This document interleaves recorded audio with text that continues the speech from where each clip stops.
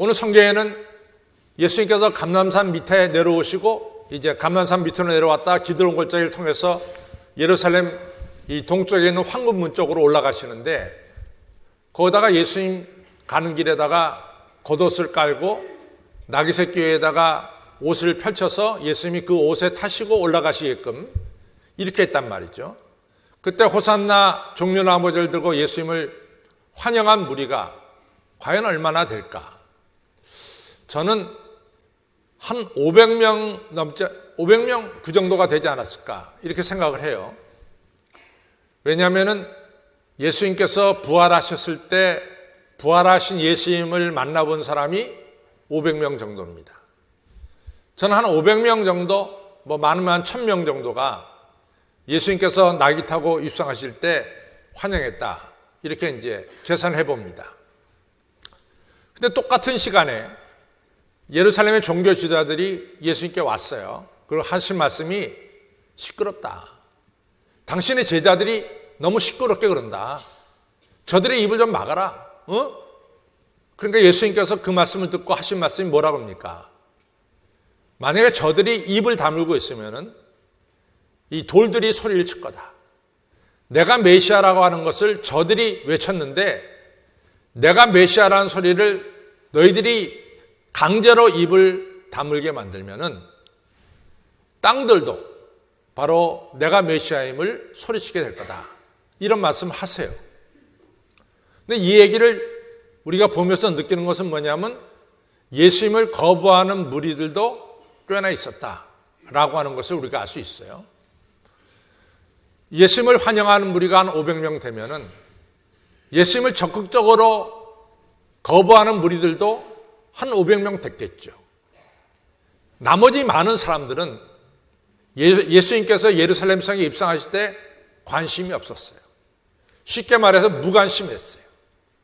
당신이 나귀를 타고 나는 메시아라고 얘기해도 예루살렘 사람들은 거기에 관심이 없었다 이거죠. 예수님에 대해서 관심이 없었다는 거죠. 그것이 2000년 전에 종려 주일에 이루어진 일입니다. 그래서 예수님이 이런 말씀을 하세요. 예수님께서 예루살렘아 예루살렘 하면서 우셨어요. 예수님이 우셨다는 것을 우리가 요한복음 11장에 죽은 나사로 무덤 앞에서 한번 우셨고 또 이번 오늘 본문 누가복음 19장에 예수님이 우시는 게 나와요.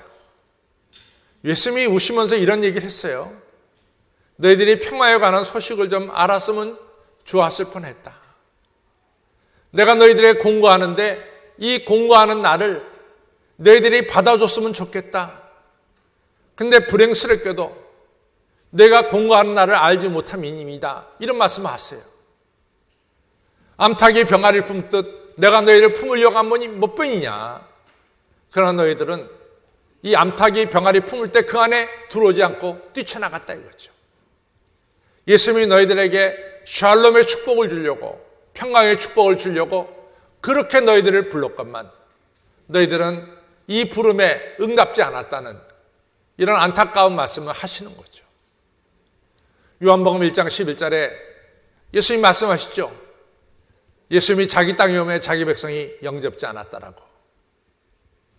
예루살렘 사람들이 실제적으로는 예수님을 영접하지 못했다라고 하는 사실입니다.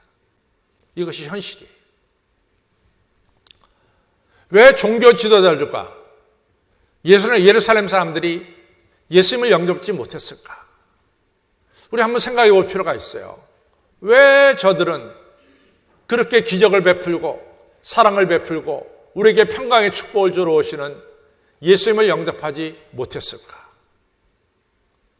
첫째는 자기 생각이 너무 강해요. 자기 철학이 너무 강합니다.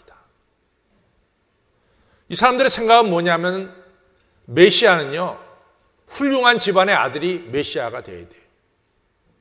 시시하게 저 나사렛에서 자라났고 아버지 엄마 배운 사람이 배운 곳이 없고 이런 가난한 동네에서 배우지 못한 부모님 밑에서 태어난 예수님이 우리 온 이스라엘의 구세주가 된다?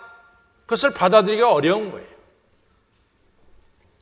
또 아시다시피 우리가 구약에 보면은 율법이 613개가 있어요. 그 중에서 여러분과 제가 꼭 지켜야 될 것이 십계명입니다. 근데 십계명에 보면은 뭐 예를 들어서 살인하지 말라. 그럼 뭐가 살인이고 뭐가 살인이 아니냐? 전쟁터에 나가서 사람을 죽인 것도 살인이냐? 뭐 여러 가지 얘기가 있어요. 어떤 사람은 고의로 사람을 죽인 게 있고 그걸 고살이라고 그러고, 어떤 사람은 부지 이게 우리가 생각지 못하는 건데 도끼 하다가 도끼 날이 날아가다가 사람을 친 경우도 있어요. 그건 오살이라고 그러죠. 그러면 이런 걸 갖다가 이제 유대 랍비들이, 선생님들이 구분을 했어요.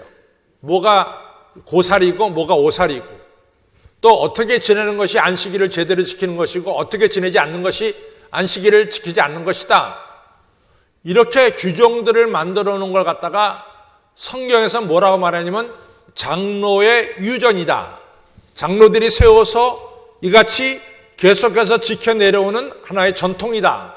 그래서 성경에는 장로의 유전이다. 이렇게 얘기를 해요. 근데 예수님은 이스라엘 장로들이 세운 유전을 안 지키는 것도 많이 있었어요. 그 중에 하나가 뭐냐면은 왜 예수님은 쓸데없이 죄인들이라 일컫는 세리들과 같이 밥을 먹냐 말이지. 그거 아니지 않냐 말이야. 그렇게 해서는 안 된다. 이렇게 생각했어요. 왜 예수님 하필이면 안식일날 병 고치지 말라는데 그렇게 병 고치지 말라 병을 고치냐 이거죠. 근데 예수님 말씀하시길, 야 봐라, 안식일날 너희 집 양이 웅덩이에 빠졌다면은 너희들 재산인 양을 갖다가 웅덩이에 빠진 채로 두겠냐 말이야. 너희들 웅덩이에 빠진 양을 건져내지 않겠냐. 하물며 사람이 얼마나 양보다 귀하냐. 내가 당연히 병든 양을, 이 사람을 고치는 게 당연하지 않냐. 이러면서 예수님께서 안식일 병자를 고쳤단 말이죠. 그런데 이러한 일련의 행동들이 자기들이 생각했던 이같이 율법, 자기들이 생각했던 안식일법, 자기들이 생각했던 정결법에 예수님이 들어맞지 않는 거예요. 그러니까 예수님을 갖다가 이같이 율법을 범한 범법자로 예수님을 만든 거죠. 예수님을 영접지 않는 거죠. 예수님이 오직 이 사람들의 생각이 잘못됐으면은 이런 말씀을 하시잖아요. 우리가 마태복음 23장에 보면은 화 있을진저 7가지 화가 나오는데 첫 번째 화가 뭡니까? 화 있을진저 너희들도 천국에 못 들어가면서 천국에 들어가겠다는 사람들도 못 들어가도록 막는 이 종교 지도자들이요. 화 있을진저라고 하면서 야단을 쳤어요. 자신들도 못 들어가고 들어가려고 하는 사람들도 못 들어가게 막는 이런 사람들, 자기들의 이 규정을 가지고 다른 사람을 정죄하면서 자기들도 못 들어가고 남도 못 들어가게 만드는 이 사람들 하면서 야단을 쳤어요. 또 그 다음번에 두 번째 화실자는 뭐냐? 너희들이 뭐 상은의 물가에 다니면서 새신자 한 명을 너희들이 이같이 데리고 교회로 오지 않냐? 근데 가만히 봐라. 그 새신자로 하여금 너희들이 예수님을 닮게 만들어야 되는데 너희들은 새신자를 데려와서 누구를 닮게 만드느냐? 너희를 닮게 만들지 않냐 말이야. 너보다 더 배나 더한 악한 지옥의 자식을 만들지 않냐 말이지. 그러니까 자기가 규정이야. 예수님이 규정이 아니라 자기가 이같이 모델이란 말이지. 자기가 같지 않으면 천국에 못 들어가고 자기가 틀리면 천국에 못 들어가고 자기가 같아야 된다. 이런 상당히 자기 우월주의 여기에 빠진 거죠. 그러니까 예수님을 영접할 수가 없었어요. 여러분들 잘 보세요. 우리가 너무 강하면은, 내가 너무 강하면은 예수님을 영접하기가 어려워요. 그래서 내가 깨어져야만이 예수님을 영접할 수 있어요. 옥합이 깨어져야만이 예수님에게 영광이 돌아가고, 내가 깨어지지 않는 한 우리는 실제적으로 예수님을 영접하기가 심히 어렵습니다. 왜 예루살렘 사람들이 예수님을 영접하지 못했느냐? 너무 자아가 강했어. 자기가 강했어. 그러니까 예수님이 자기를 드러내셨거든요. 낙이 타고 내가 메시아로 오신 걸 드러내셨음에도 불구하고 예루살렘 사람들이 받아들이지 못했어요. 또 한 가지는요, 저는 참 역사를 보면서 많은 걸 배워요. 어떤 역사냐면 이 1879년에 페르시아의 초대 왕이 고레스거든요. 근데 고레스가 연설한 이 연설문이 1879년에 이 둥그렇게 된 토기로 되어 있었는데 그게 발견이 됐어요.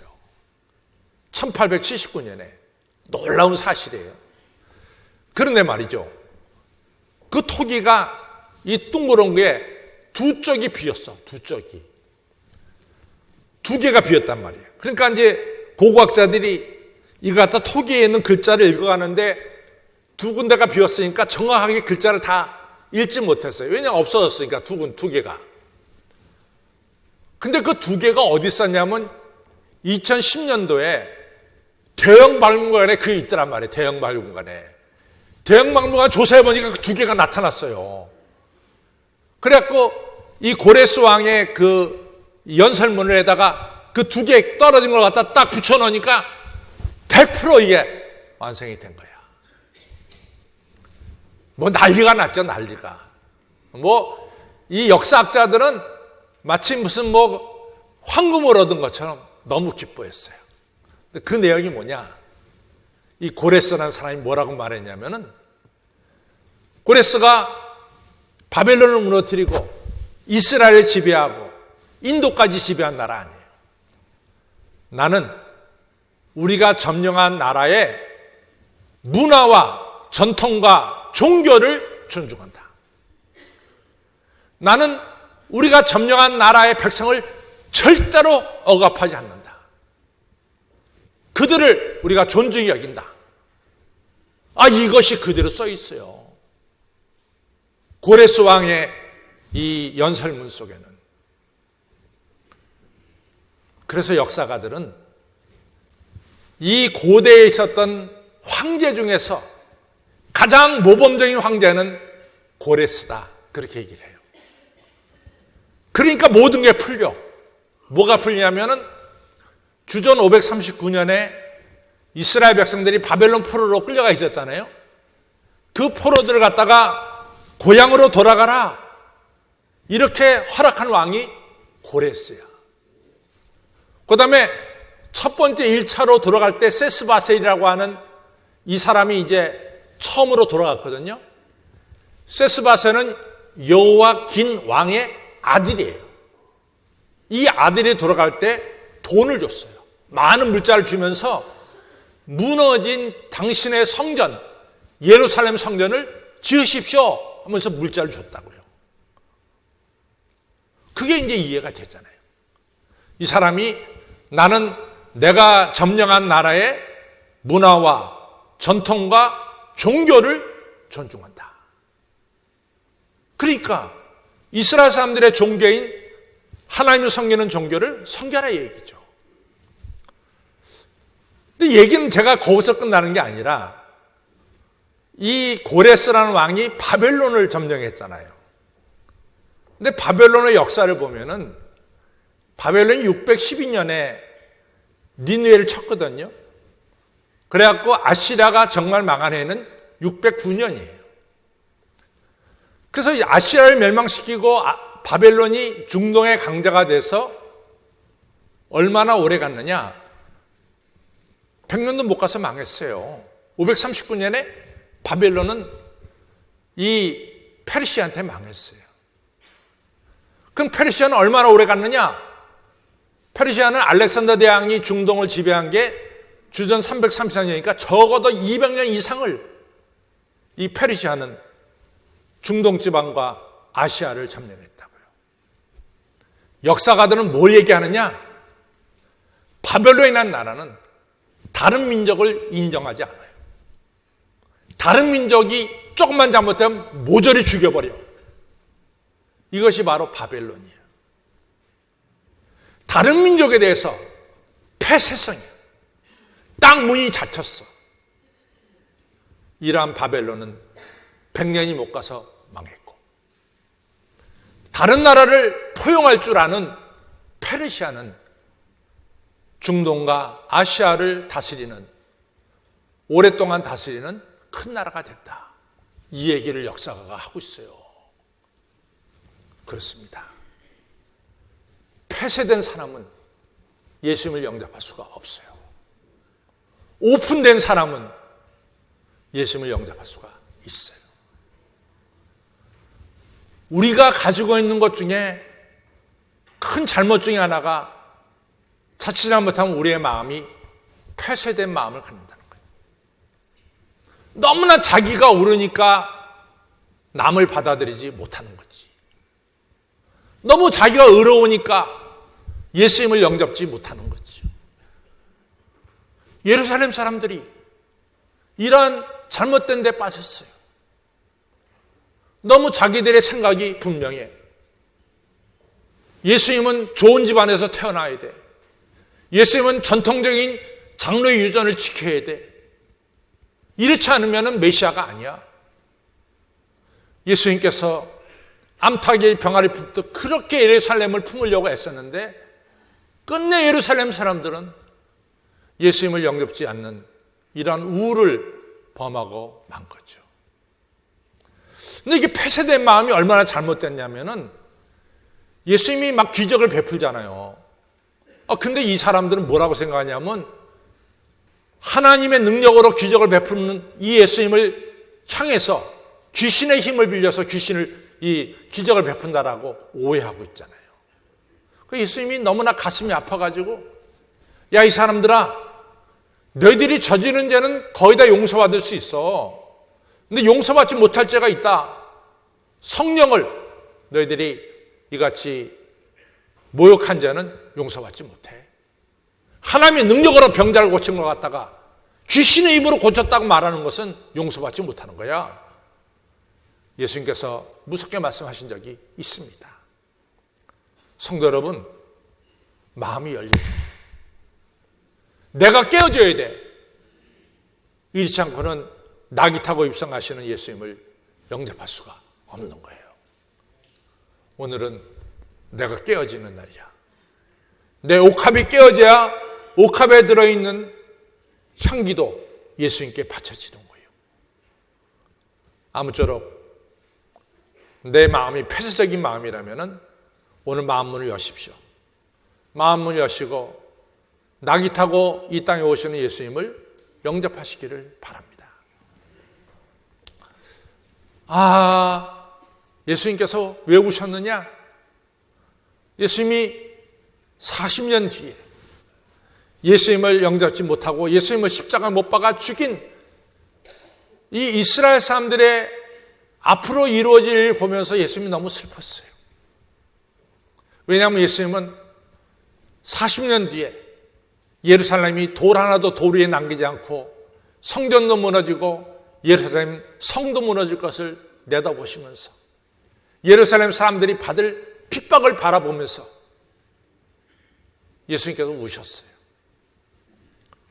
예수님 십자가 달리시고 나서 40년 뒤에 어떤 일이 벌어졌습니까? 로마의 티투스 장군이 어마어마한 군대를 끌고 예루살렘에 들어와서 1년 반을 포위했어요. 예루살렘의 안에 1년 반 동안 곡식이 공급되지 않았어요. 여러분들 열왕기하 6장에 보면은 사마리아 성이 아람 군대에서 포위당했을 때 먹을 것이 없으니까 성경에 나와요. 먹을 것이 없으니까 사람이 자기 자녀를 잡아서 먹었어요. 먹을 것이 없으니까. 1년 반 동안 로마 군대가 예루살렘을 포위하니까 예루살렘 안에 난리가 났어. 먹을 것이 없어가지고. 그때 요세푸스라고 하는 유대인 역사가, 유명한 역사가 여러분들 많이 들었어요. 요세푸스라는 역사가. 이 사람이 예루살렘에서 유대인이기 때문에 그 안에 있었다가 이 사람이 예루살렘 성을 빠져나와서 로마에 투항합니다. 로마 편에 서게 돼요. 그래서 실제로 예루살렘 성이 무너질 때요, 많은 사람이 죽었어요. 정말로 많은 사람이 죽었어요. 그때 일어난 일을 갖다가 이 요세푸스라는 사람이, 이 사람은 로마 편에 서서 살아났기 때문에 유대 전쟁사라고 하는 유명한 역사책을 썼습니다. 근데 그 역사책이 한 페이지도 손상되지 않고 지금 2019년까지 그대로 남아있어요. 그러니까 그때 역사가 생생하게 나와요. 그때요, 유대인들이 얼마가 죽었냐면 110만 명이 죽었습니다. 110만 명. 그 당시에 2000년 전에 110만 명이 죽었어요. 그 다음 유대인들이 로마의 노예로 팔려간 게 몇 만이냐? 7만 9천 명이 노예로 끌려갔어요. 예수님은 40년 뒤에 예루살렘에 임할 심판을 보면서 예수님이 우셨어요. 예수님이 예루살렘 사람들한테 그랬어요. 너희들이 평화에 관한 소식을 알았다면 얼마나 좋았을 뻔했냐. 예수님이 샬롬의 축복을 가지러 오셨는데 너희들 끝내 예수님을 받아들이지 않고 죽였지 않았냐 말이야. 그러고 나서 40년 뒤에 내려질 예루살렘에 내릴 심판을 보니까 예수님이 너무 슬픈 거예요. 예수님이 우셨어요. 여러분, 예수님 영접해야 돼요. 예수님 모셔야 돼요. 제가 그러잖아요. 여러분들, 우리가 A라는 대학에 내 자녀가 입학시험을 봐. 근데 걔가 이 옛날에는 입학시험 볼 때, 지금은 모르겠지만 옛날에는 그 대학의 벽에다가 합격자 이름을 써놨어요. 그래서 합격자 발표 날 이제 가보면은 이름 써 있는 애는 너무 좋고 이름이 없는 애는 떨어진 거 아니야. 막 슬피 울죠. 너무 속상해서 울죠. 근데 걔는 그 다음에 그 대학에 또 시험 볼 수 있는 기회가 주어져요. 그러나 여러분과 저가 예수님을 거절하고 영접지 않으면 하늘나라 생명책에 여러분과 저의 이름이 기록되지 않으면 더 기회는 없는 거예요. 불못에 던져질 수밖에 없는 거죠. 성도 여러분, 여러분과 저는 예수님을 영접해야 됩니다. 예수님 모셔야 됩니다. 오늘 예수님이 얼마나 우리를 사랑하셨어요. 우리의 죄를 대신 지시고 십자가에 달려 죽으시려고 예루살렘에 오신 우리 예수님, 죽은 자 가운데 3일 만에 부활하셔서 여러분과 저에게 영원히 사는 영생의 축복을 주러 오신 예수님, 이 좋으신 예수님을 여러분과 저는 마음 중심에 모셔야 될 줄로 믿습니다. 우리의 자아 때문에, 우리의 우월의식 때문에, 우리의 폐쇄적인 마음 때문에 예수님을 문 밖에 세워둬서는 절대로 안 될 줄로 믿습니다. 나를 구원하시는 예수 그 한 분밖에는 없습니다. 오늘 꼭 마음 문을 여시고 내 자아를 깨트리시고 이 땅에 샬롬의 축복, 평강의 축복으로 오신 예수님, 여러분과 저를 구원하러 오신 예수님, 겸손하여 나귀를 타고 오셔서 우리를 축복하러 오신 예수님을 마음문 활짝 열고 예수님 영접하는 오늘 여러분과 저가 되기를 주님의 이름으로 축원합니다.